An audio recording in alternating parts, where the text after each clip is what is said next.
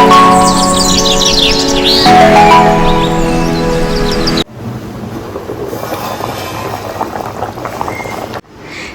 Friends, welcome to Sheenu's cookery. അപ്പൊ നമ്മുടെ ചാളക്കറി ഇവിടെ നന്നായിട്ട് വെട്ടി തിളയ്ക്കുന്നുണ്ട്. അപ്പൊ നമ്മുടെ ഈ ചാളക്കറിയിലേക്ക് ഒരു കൂട്ടും കൂടി ഞാൻ ചേർക്കുന്നുണ്ട് കേട്ടോ. ഇതേ കണ്ടോ, ഈ കൂട്ടാണ് നമ്മുടെ ഈ ചാളക്കറിക്ക് സ്പെഷ്യൽ ടേസ്റ്റ് കൊടുക്കുന്നത്.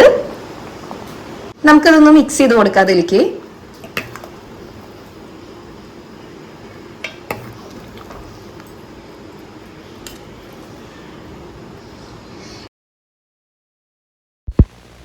തനി നാടൻ സ്റ്റൈലുള്ള രുചികരമായ ഈ ചാളക്കറി എങ്ങനെ ഉണ്ടാക്കാമെന്ന് നമുക്ക് നോക്കാട്ടോ. നമ്മളിത് ഇവിടെ ചാളയൊക്കെ വൃത്തിയാക്കിയിട്ട് ഒരു പാത്രത്തില് വെച്ചിട്ടുണ്ട്. അപ്പൊ 1 കിലോ ചാളയാണ് ഞാൻ എടുത്തിരിക്കുന്നത്. ഇനി നമുക്ക് ഇതിലേക്ക് പൊടികളൊക്കെ ചേർക്കാം. ഇതിലേക്ക് ഞാൻ 1/2 സ്പൂണ് മഞ്ഞൾപ്പൊടി ഇട്ട് കൊടുക്കുന്നുണ്ട്. ഇനി ഇതിലേക്ക് 3/4 ടേബിൾ സ്പൂൺ എരിവുള്ള മുളക് പൊടിയാണ് ഞാൻ ഇട്ട് കൊടുക്കുന്നത്. ഇനി നമുക്ക് കാശ്മീരി മുളക് പൊടി 1/2 സ്പൂണ് ഇട്ട് കൊടുക്കാം. അടുത്തതായി 1/2 ടേബിൾ സ്പൂൺ മല്ലിപ്പൊടിയാണ് ഇട്ട് കൊടുക്കുന്നത്. നമുക്ക് ആവശ്യത്തിന് ഉപ്പിട്ട് കൊടുക്കാം. ഇതിലേക്ക് ഞാൻ ഒരു 5 ചുവന്നുള്ളി ചതച്ചത് ഇട്ട് കൊടുക്കുന്നുണ്ട്. ഇഞ്ചി ചതച്ചത് 1 സ്പൂൺ ഇട്ട് കൊടുക്കാം. 2 പച്ചമുളക് കീറിയത് ഇട്ട് കൊടുക്കുന്നുണ്ട്. കുറച്ച് കറിവേപ്പില ഇട്ട് കൊടുക്കാം. ഇനി ഇതിലേക്ക് മാങ്ങയാണ് ഞാൻ ഇട്ട് കൊടുക്കുന്നത്. അപ്പൊ ചെറിയൊരു മാങ്ങയാണ് കേട്ടോ ഞാൻ എടുത്തത്. അത് ഞാൻ കട്ട് ചെയ്തത് ഇട്ട് കൊടുക്കുന്നുണ്ട്. ഒരു 3 കഷ്ണം കൊടപ്പുളി വെള്ളത്തില് കുറച്ചു നേരം ഇട്ട് വെച്ചിട്ടുണ്ടായിരുന്നു. അത് ഇതിലേക്ക് ഒഴിച്ചു കൊടുക്കാം. ഇനി ഇതിലേക്ക് കുറച്ച് വെളിച്ചെണ്ണ ഞാൻ ഒഴിച്ചു കൊടുക്കുന്നുണ്ട്.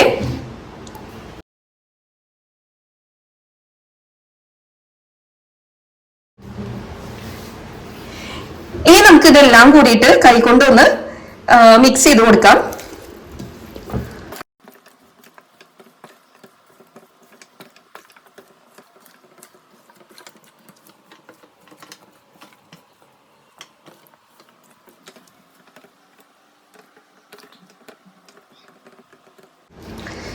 ഇപ്പൊ നമ്മുടെ ഈ കൂട്ടൊക്കെ എല്ലാ മീനുമേയും നന്നായിട്ട് പിടിച്ചിട്ടുണ്ട്. ഇനി നമുക്ക് ഇതിലേക്ക് തേങ്ങാപ്പാല് ഒഴിക്കാട്ടോ. ഇപ്പൊ ഞാനിവിടെ 1.5 തേങ്ങയാണ് എടുത്തത്. 1.5 തേങ്ങയുടെ പാലാണ് കേട്ടോ ഇത്.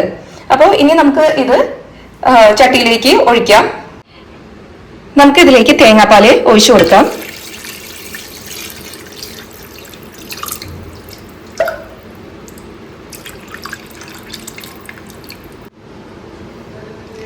ഒന്ന് ചെറുതായിട്ടൊന്ന് മിക്സ് ചെയ്ത് കൊടുത്തതിന് ശേഷം നമുക്ക് ഇനി തീ കത്തിക്കാം കേട്ടോ. അപ്പൊ ഇതുവരെ നമ്മൾ തീ കത്തിച്ചിട്ടില്ല. ഇനി നമുക്ക് തീ കത്തിക്കാം.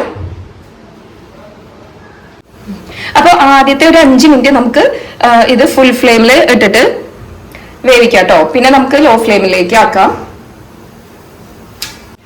ഇപ്പൊ ഞാനിവിടെ മൂടി വെക്കുന്നുണ്ട്.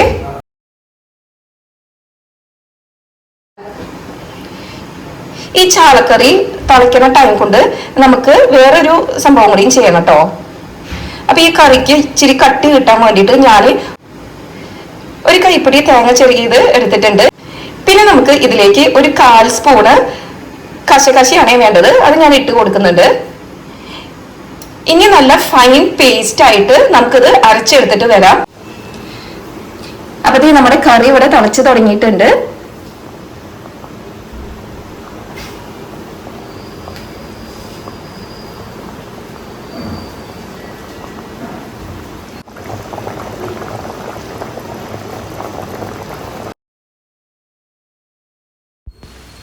ഇപ്പൊ നമ്മുടെ ചാളക്കറിക്ക് കുറച്ച് കട്ടി കിട്ടാൻ വേണ്ടിയിട്ട് നമ്മൾ അരച്ചു വെച്ചിട്ടുള്ള അരപ്പ് ഞാൻ ഇതിലേക്ക് ചേർക്കുന്നുണ്ട്.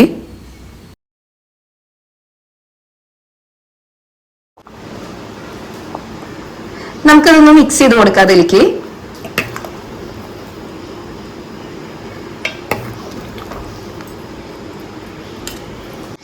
അധികം തിളയ്ക്കേണ്ട ആവശ്യമില്ല. 1-2 തള വരുമ്പോൾ നമുക്ക് ഫ്ലെയിം ഓഫ് ആക്കാം.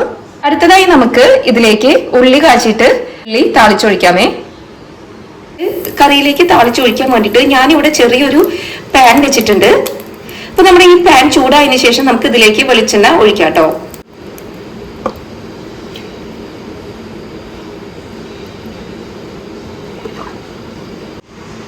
ഇപ്പൊ വെളിച്ചെണ്ണ ഇവിടെ ചൂടായിട്ടുണ്ട്. ഇനി നമുക്ക് കറിവേപ്പിലയും പിന്നെ ചുവന്നുള്ളിയും ഇട്ട് മൂപ്പിച്ചെടുക്കാം.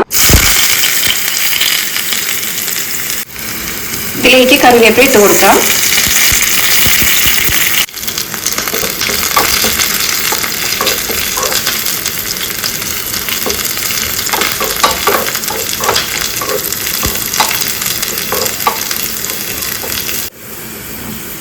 ഇനി നമുക്ക് ഇതിലേക്ക് ഒരു 1/2 സ്പൂണ് കാശ്മീരി മുളക് പൊടി ഇട്ട് കൊടുക്കാം.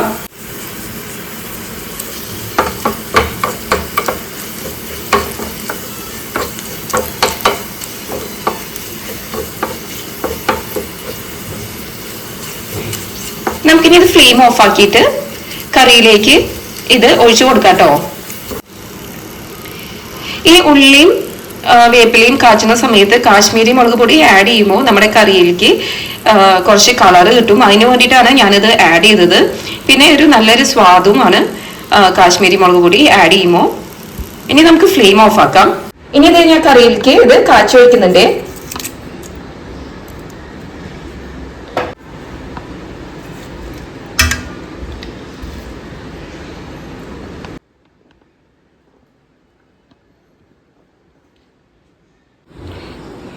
അപ്പൊ നമ്മൾ ഇന്ന് തയ്യാറാക്കിയിട്ടുള്ള രുചികരമായ നാടൻ സ്റ്റൈലുള്ള നമ്മുടെ ചാളക്കറി ഇവിടെ റെഡി ആയിട്ടുണ്ട്. ഈ വീഡിയോ നിങ്ങൾക്ക് ഇഷ്ടപ്പെട്ടുവെങ്കിൽ എന്റെ ഈ ചാനൽ ഒന്ന് സബ്സ്ക്രൈബ് ചെയ്ത് ലൈക്കും ഷെയറും സപ്പോർട്ടും ചെയ്യണേ.